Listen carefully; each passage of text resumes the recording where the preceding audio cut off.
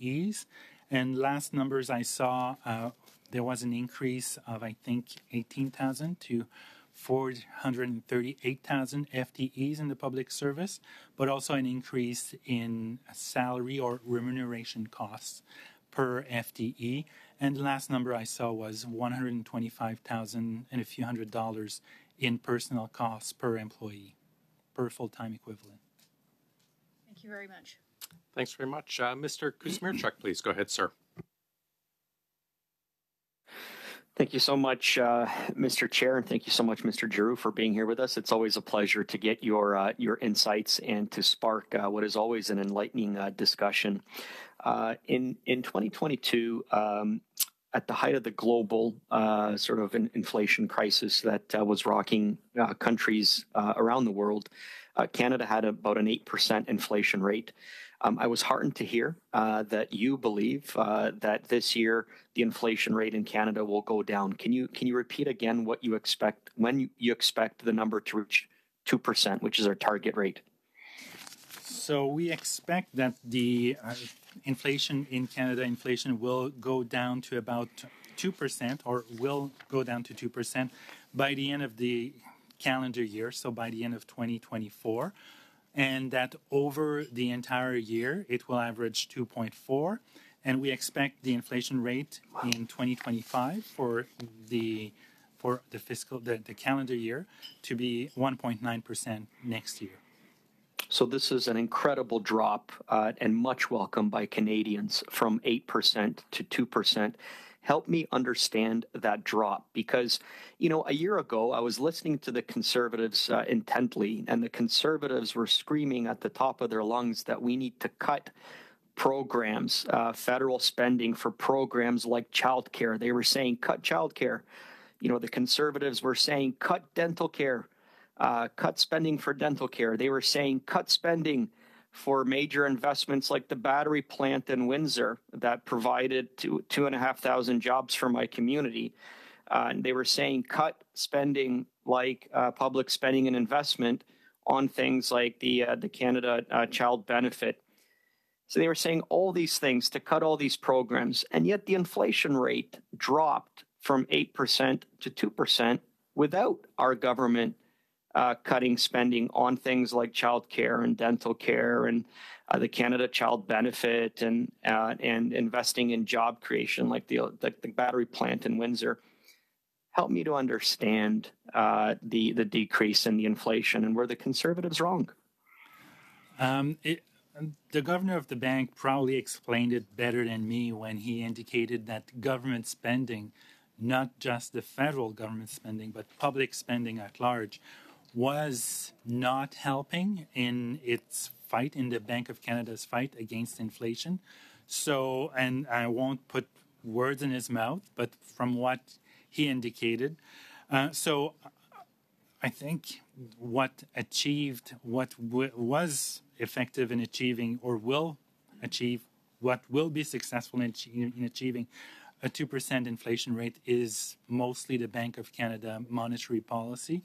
The bank increasing its interest rate to 5% through successive increases, which I think will allow the government to attain its 2% inflation target and start decreasing interest rates in the current calendar year. Sorry. But is it a fact that the inflation rate has gone down? I should say inflation rate has gone down. While the government still maintained significant, strong investment in Canadians. Is that fair enough to say that the inflation rate went down from 8% to 2%, while the federal government still maintained strong investment in Canadians? You're absolutely right to say that. Even though we have not yet reached 2%, but based on our forecasts, it should be done by the end of the calendar year. But yes, you are right. Let me ask you about military spending, because you talked about the fact that a big chunk of these supplementary estimates is for defense. When Stephen Harper was Prime Minister in 2011, the Conservative government introduced 3 years of painful cuts, austerity cuts for the military. $1 billion cut in 2012, $2 billion cut in 2013, $1 billion cut in 2014. And that's how the Conservatives brought military spending to below 1%. I mean, it's absolutely woeful. What impact, Mr. Giroux, do those conservative cuts in our military have on the military? With a 10-second answer, please. So I'm afraid I'm not the best place to indicate to the committee the impacts of previous spending or non-spending decisions had on the military, unfortunately, Mr. Mercer. Okay, we'll come back around if there's another chance for that. Thank you so much, Mr. Giroux. Thanks, Mr. Kuzmierczak. Mrs. Vignola, please. Merci beaucoup. Thank you very much. Mr. Giroux, I really appreciate it when you're here, when you answer our questions, because you are impartial, you are direct, there's no filter. I really, really appreciate that. To my mind, it's very important that when we mention your data, we speak to them as a whole, as a group, not just as one side of the medal or just a slice of the whole picture. The people have to be informed, not just those who voted for us. That's what you do in your reports. I really admire it. Let's suppose, well, Quebec and BC are not in the carbon tax because they took other measures. The other provinces didn't take measures and therefore are subject to the carbon tax. If the carbon tax were to be withdrawn and there were no measure to encourage a reduction of GHGs and consumption in general, what would be the economic impact of climate change in terms of jobs, income, businesses? Would taking away the carbon tax be a plus or a minus at the end of the day? That is a question that is very difficult to answer because, first of all, if you eliminate the carbon tax and you replace it by nothing, Canada's emissions would probably not increase more than the general trend that Canada is already embarked upon. And given what has been signed by Canada, its commitment to reducing carbon.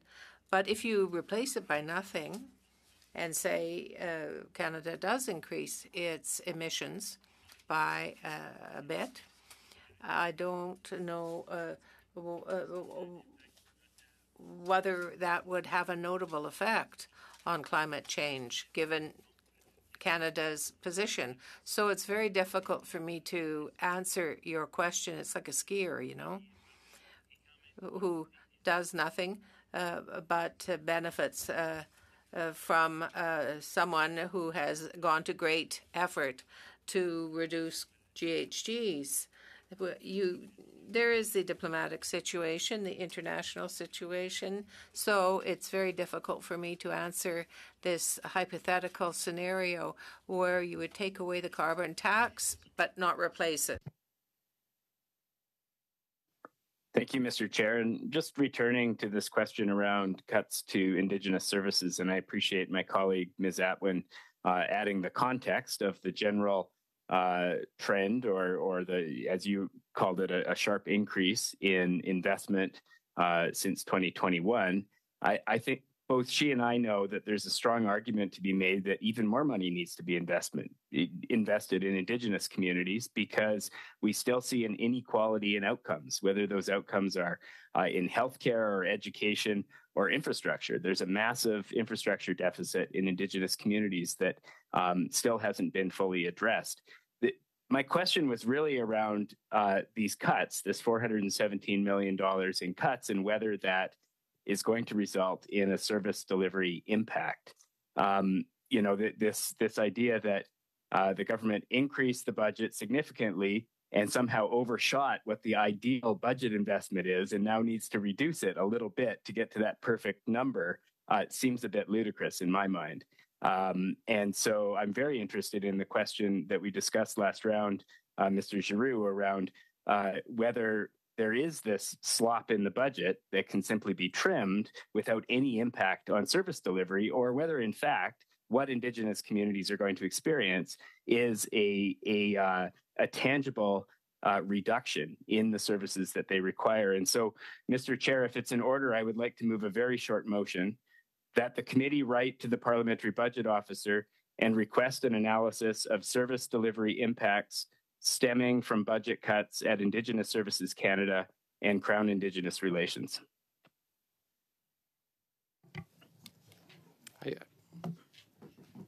I see general agreement. That being said, I think Mr. Giroux may have done that already to a similar one that the committee asked. Is this regarding the reported I'm simply moving this. Million? I'm simply moving this in response to our previous round of discussion in which he indicated that a request from the committee would be helpful in... No, that's fair. What I'm saying is I'm just checking with Mr. Giroux if he's already done that as part of the request we made a couple months ago regarding the $500 million announced. Is it the same or is it a separate one? It would be for a different fiscal year. What we did last time around was for the current fiscal year, and what Mr. Backrack is asking, I think, relates to the upcoming fiscal year and the following years. So right. the one that I was just clarifying that, Mr. Backrack. We seem to be in agreement, colleagues. So be it. Thank you, Mr. Chair. Thanks, Mr. Backrack. Mrs. Block, you're up, please. Thank you. This government obviously saw the pandemic as an opportunity to shovel money to their friends. We saw this with the multiple ethics breaches by members of this government for giving contracts to Liberal insiders and personal friends. And while the government may say that all the spending was justified and necessary due to the pandemic, your own office stated that $204.5 billion, roughly 36% in spending from March 2020 to April 2022 was not pandemic related. And despite all this extra spending, or maybe because of all the extra spending, Canadians are worse off. All we need to do is look at the example of the ArriveCan scam and your own observations or concerns in response to a question I asked today regarding the increase in spending versus the performance of the public service. My question to you would be, how will the cost of the increased debt that we have incurred as a result of this wasteful spending affect the government's ability to deliver services moving forward? So it's an interesting question in the sense that it's something that the government has to pay, that we have to pay regardless of future decisions, because the debt is the debt and we have to pay interest on it. So we can look at what would have happened had we not seen an increase in debt, or what would have happened in the absence of increases in interest rates. And a simple way to look at that is to assume what would happen without the increase in debt servicing costs. And the simple answer is that it's money that could have been spent on other things, or, for example, reducing taxes, or spent on other proposals. But that's a highly hypothetical scenario because we don't know exactly what would have happened in the absence of this additional debt servicing costs, because that would have meant decisions that would have led us in a different track, obviously. So I'll ask the question a little bit differently. Should the debt carrying costs have an impact on planned spending for the upcoming year? They will undoubtedly have an impact, because the moment you have to provide or use some of your more of your revenues towards servicing the debt, it means lower spending on other things, other priorities, other things being equal, of course. In your report, you mention